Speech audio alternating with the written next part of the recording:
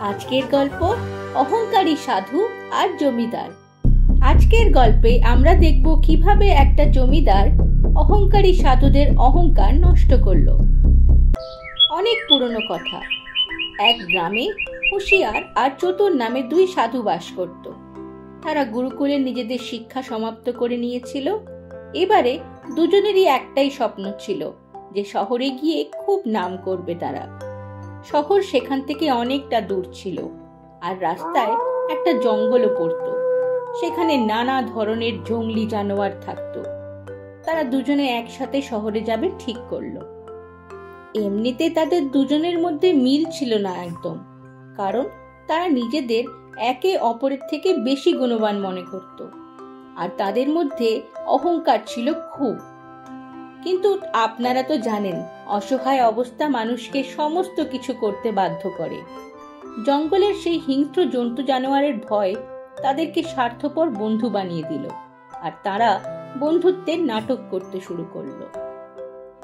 শহরের রাস্তা অনেক লম্বা ছিল আর এবারে সন্ধেও নেমে আসছিল। তারা দুজনে হাঁটতে হাঁটতে খুব ক্লান্ত হয়ে পড়েছিল। দুজনেই ঠিক করলো যে রাতে তারা আর ওই জঙ্গল পার করবে না, কারণ এতে খুব ভয় ছিল। দুজনে এবারে চিন্তায় পড়ে গেল যে রাতটা কোথায় কাটানো যায়। আর ঠিক তক্ষুনি দূরে একটা গ্রাম চোখে পড়ল তাদের। সেই গ্রামের প্রথম ঘরটাই ছিল বীর প্রতাপ নামে এক বড় জমিদারের। সে ছিল বিশাল বড় লোক আর ভালো মনের মানুষ। তাই তারা দুজনেই ভাবলো এই জমিদারের বাড়িতেই রাতটা কাটিয়ে দেওয়া যাক। আর এটাও ভাবলো যে জমিদার এত বড় লোক যখন, তাদের পেট পুজোটা বেশ ভালো হবে। বলা যায় না, সকালে যাওয়ার সময় প্রণামী হিসাবে কিছু সোনার মোহরও পেয়ে যেতে পারে। এইরকম ভেবে তারা দুজনে সেই জমিদারের বাড়িতে গিয়ে বলল, দয়া করে আজকে রাতটা আমাদের আপনার বাড়িতে কাটাতে দিন। কাল সকাল হতেই আমরা এখান থেকে শহরে চলে যাব।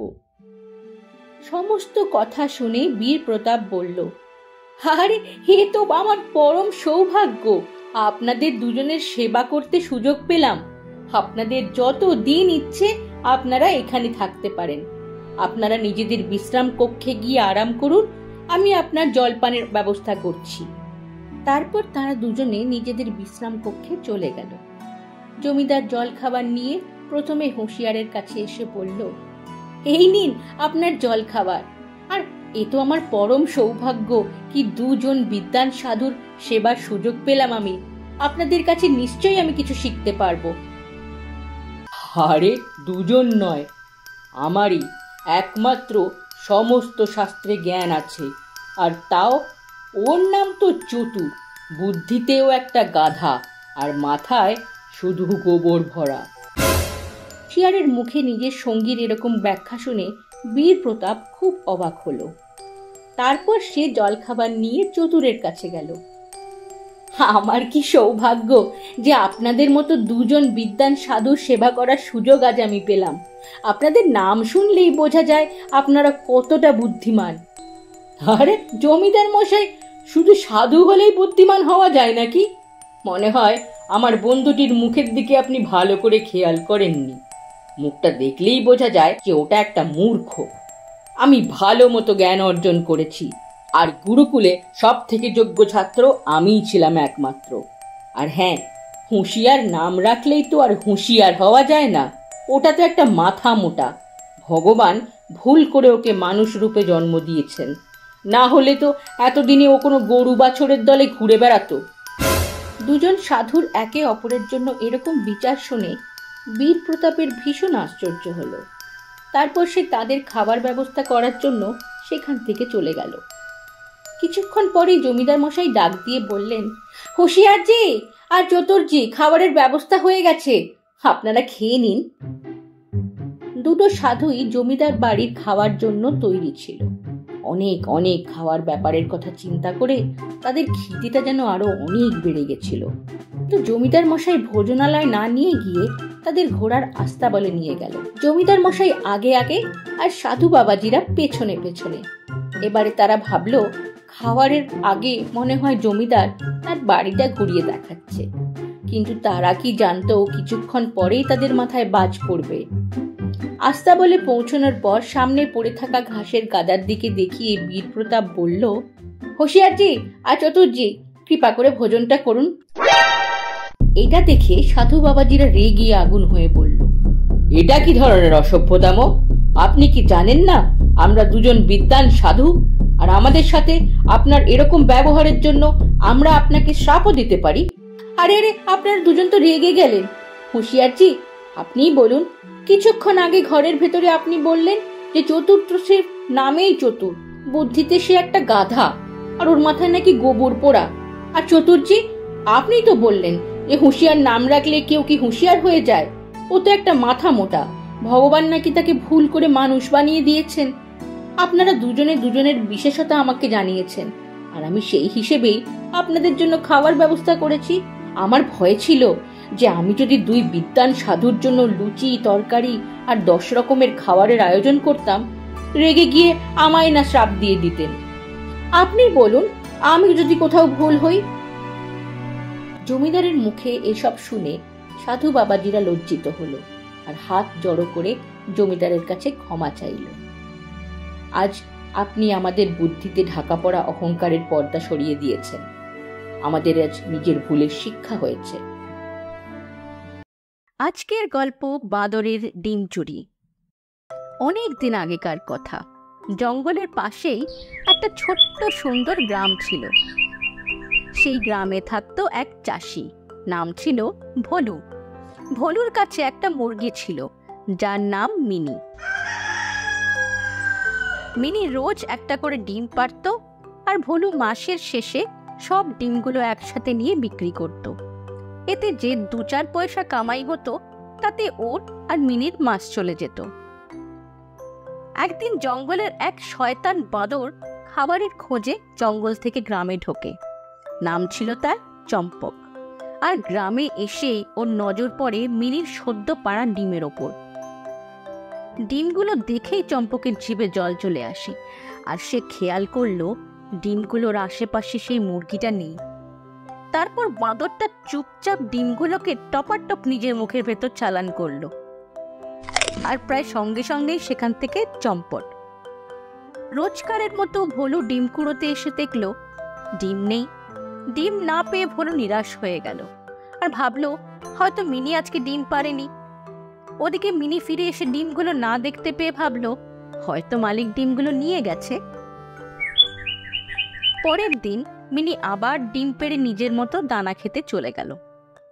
সেখানেই ওত পেতে বসে থাকা চম্পক বাঁদর আবার এসে ডিমগুলো খেয়ে পালিয়ে গেল। ভলু ডিম খুঁজতে এসে আবার হতাশ হলো। এভাবে আরো 2-1 দিন কেটে গেল। শেষে ভলু একদিন রাগ করে মিনিকে বলল, আরে মিনি, তোর শরীর ঠিক আছে তো? কয়েকদিন ধরেই দেখছি তুই ডিম পারিসনি। তুই ডিম না পারলে আমাদের চলবে কি করে? মালিক, আমি তো রোজই ডিম দিই, আর খেয়ে ফিরে এসে দেখি ডিম নেই। আমি ভাবি হয়তো আপনি নিয়ে গেছেন। যদি তুই রোজ ডিম পারিস তাহলে আমি পাই না কেন? আকাশে খেলো নাকি মাটির ভেতর ঢুকে গেল? কাল যদি আমি ডিম না পাই তোকে কসাইয়ের কাছে বেঁচে আসবো। কসাইয়ের নাম শুনে মিনি খুব ভয় পেল। পরের দিন আবার মিনি ডিম পেড়ে খাবার খেতে যেই চলে গেল, সেই শয়তান বাঁদরটা আবার এসে ডিমগুলো খেতে শুরু করলো। কিন্তু এবার বাঁদরটা বুঝতেই পারেনি যে মিনি লুকিয়ে লুকিয়ে সব দেখছে। ডিমগুলো খেয়ে রোজের মতো বাঁদরটা পালিয়ে গেল। মিনি সঙ্গে সঙ্গে এই কথা নিজের মালিক ভলুকে জানালো। মিনির কথা শুনে ভলু বুঝতে পারল সব ঘটনা। তারপর ওরা দুজনে মিলে ডিম চোর বাঁদর তাকে শায়েস্তা করার কথা ভাবলো। পরের দিন যেই মিনি ডিমগুলো পারল, ভলু সঙ্গে সঙ্গে সেই ডিমগুলো সরিয়ে সেখানে নুন দিয়ে বানানো কয়েকটা ডেলা রেখে দিল। ভলু ওই নুনের ডেলাগুলোকে আগের থেকেই বানিয়ে রেখেছিল, যার ভেতরে শুকনো লঙ্কার গুঁড়ো মেশানো ছিল। এবারে ভলু আর মিনি দুজনে লুকিয়ে বাঁদরটার জন্য অপেক্ষা করতে লাগলো। রোজকারের মতো সেই শয়তান বাঁদর চম্পক এসে যেই নকল ডিমগুলো মুখে পুরে দিয়েছে, শুকনো লঙ্কার ঝালে তার প্রাণ যায় যায় অবস্থা। সে এদিক সেদিক জলের জন্য দৌড়তে লাগলো আর চিৎকার করতে লাগলো। তারপরে জলের খোঁজে যে সেই ঘরে ঢুকেছে, ভোলু সেখানে আগের থেকে লুকিয়ে বসেছিল। লাঠি দিয়ে আচ্ছা করে চম্পককে পেটালো, আর চম্পক প্রাণ বাঁচিয়ে কোনো রকমে সেখান থেকে পালিয়ে গেল। এই ঘটনার পর চম্পকের ভালো শিক্ষা হলো, আর ভোলু মিনির জীবনে আবার শান্তি ফিরে এলো। আজকের গল্প বাঁদর আর সিংহের বন্ধুত্ব। বহু যুগ আগের কথা। সুন্দরবনের জঙ্গলে বাঁদরের একটা দল থাকতো। সেই দলে থাকতো রঙ্গিলা নামে এক বাঁদর। রঙ্গিলা স্বভাববশত ভীষণ শয়তান আর অহংকারী ছিল। দলের অন্যান্য বাঁদরদের সে খুব বিরক্ত করত, ওদের খাবার কেড়ে খেয়ে নিত আর সবার সাথে নিজের ইচ্ছে মতো ব্যবহার করত। এই সমস্ত অভ্যাসের জন্যই সেই দলের অন্যান্য বাঁদরগুলো খুব অসুবিধে ছিল। একদিন সমস্ত বাঁদরগুলো মিলে ঠিক করলো যে রঙ্গিলা যখন ঘুমোবে ওকে এখানে একা রেখে সবাই জঙ্গলে কোথাও দূরে চলে যাবে। একদিন যেই রঙ্গিলা ঘুমিয়ে পড়ল, বাকি সমস্ত বাঁদরগুলো চুপচাপ সেখান থেকে চলে গেল। পরের দিন যখন রঙ্গিলার চোখ খুলল, সে আশেপাশে কাউকে দেখতে পেল না। তারপর সে জঙ্গলের এদিক ওদিক সব খুঁজল, কিন্তু তার নিজের দলের কোনো সদস্যকে সে দেখতেই পেল না। কিছুক্ষণ পর প্রচণ্ড বিরক্ত হয়ে গেল আর বাকিদের ফিরে আসার জন্য অপেক্ষা করতে লাগলো। অপেক্ষা করতে করতে রঙ্গিলার কয়েক দিন কেটে গেল, কিন্তু কেউ ফিরে এলো না। এভাবে অনেক দিন একা থাকায় সে না ঠিক করে খেতে পাচ্ছিল আর না ঘুমোতে পারছিল, কারণ এখন তার কাছে এমন কোনো বন্ধুই নেই যার সাথে সে থাকতে আর কথা বলতে পারে। সে নিজের একাকিত্ব থেকে ভীষণ বিরক্ত হয়ে গেছিল। এবারে সে নিজের ভুলও বুঝতে পারছিল। জীবনে কিছু করার মতো ছিল না তার কাছে। শেষ পর্যন্ত ক্লান্ত হয়ে সে ঠিক করলো যে সে আর বাঁচতে চায় না। শুনশান রাস্তায় একদিন সে হেঁটে যাচ্ছিল।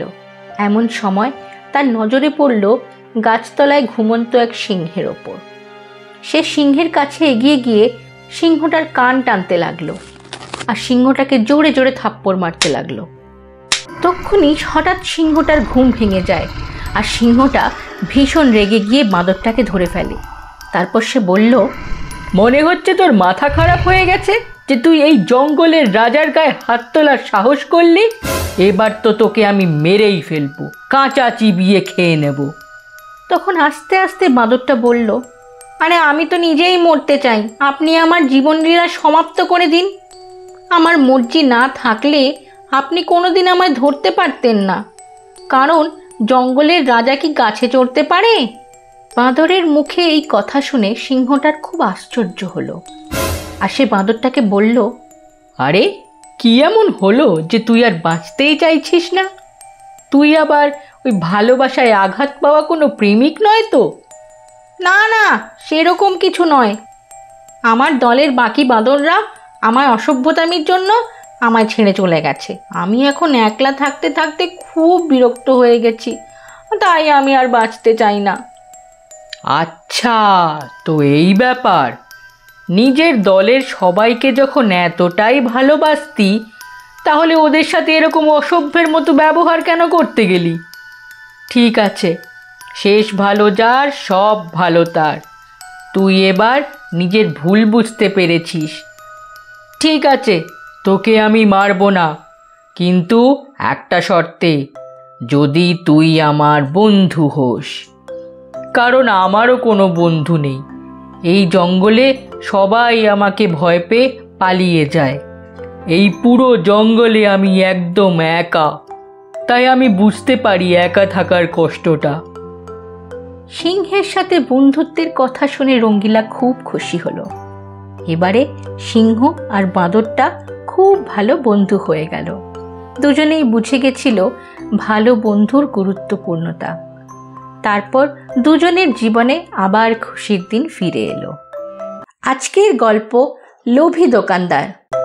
মোহনপুর নামে এক সুন্দর গ্রাম ছিল, যেই গ্রামে সবাই একসাথে মিলেমিশে থাকত। সেই গ্রামে একটাই মুদির দোকান ছিল, যার মালিককে গ্রামের সবাই মোটু মুদি বলে ডাকত। সে ভীষণ লোভী আর অসৎ ছিল। যেহেতু পুরো গ্রামে একটাই মুদির দোকান ছিল, মোটু মুদি এরই সুযোগ নিত। সে শহর থেকে সস্তা দামে জিনিস কিনে নিয়ে এসে সেগুলোকে চড়া দামে গ্রামের লোকেদের কাছে বিক্রি করত আর অনেক অনেক লাভ করত। দিওয়ালি প্রায় এসে গেছিল, তাই মোটু শহরের বড় গোদাম থেকে আতশবাজি কেনার জন্য পৌঁছে গেল।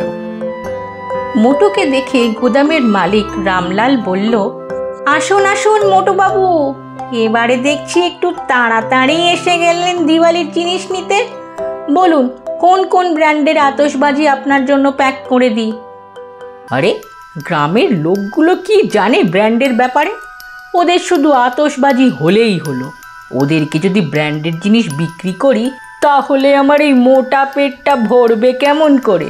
তুমি আমায় গত বছরের ওই আতশবাজিগুলো দেখাও, যেগুলো এখন আর কেউ তোমার থেকে কিনছে না। এমনিতেও তুমি সেগুলো ফেলেই দেবে, তার চেয়ে বরং আমায় দিয়ে দাও।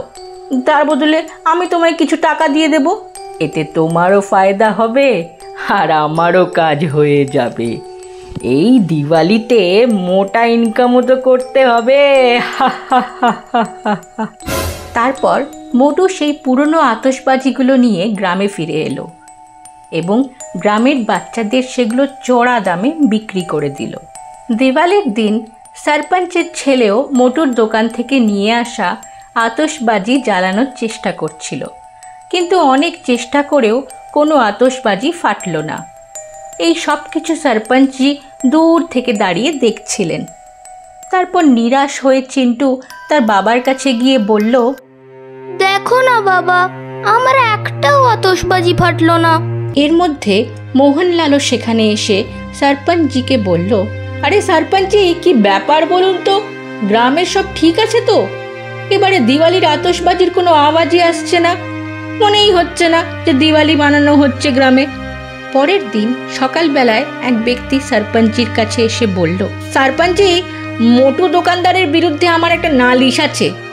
একে তো সে ভীষণ চড়া দামে আতশবাজি বিক্রি করছে, আর তা সত্ত্বেও একটাও আতশবাজি ফাটলো না, সবগুলোই বেকার বেরোলো।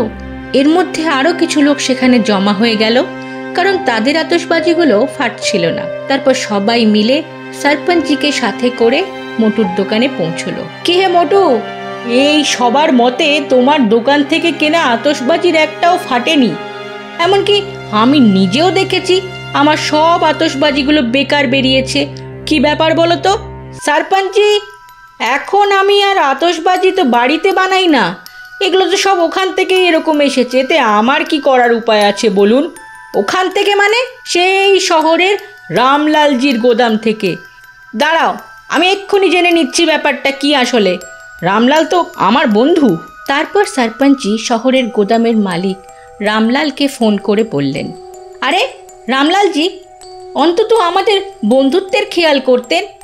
আপনিও আমাদের গ্রামের মোটুকে এমন আতশবাজি দিয়েছেন, একটাও তো ফাটলো না। আরে সরপঞ্চজি, এতে আমার কোনো দোষ নেই।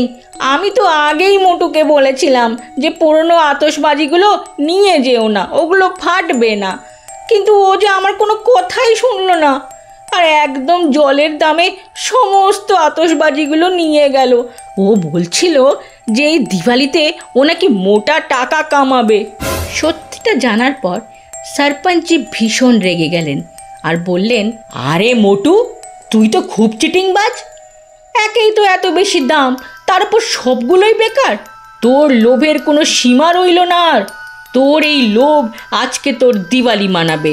গ্রামবাসীরা চলো, আজকে এই মোটুকে আচ্ছা করে শিক্ষা দিই, যার জন্য সমস্ত গ্রামের দিওয়ালিটাই খারাপ হয়ে গেল। আর তারপর রেগে আগুন গ্রামবাসীরা আচ্ছা করে মোটু দোকানদারকে পিটিয়ে শিক্ষা দিল। আজকের এই গল্পটা ভালো লেগে থাকলে লাইক বাটনটা প্রেস করুন আর সাবস্ক্রাইব করতে একদম ভুলবেন না যেন। তাহলেই আরও অনেক অনেক মজার গল্প নিয়ে আমরা আবার হাজির হব আপনাদের কাছে। ধন্যবাদ।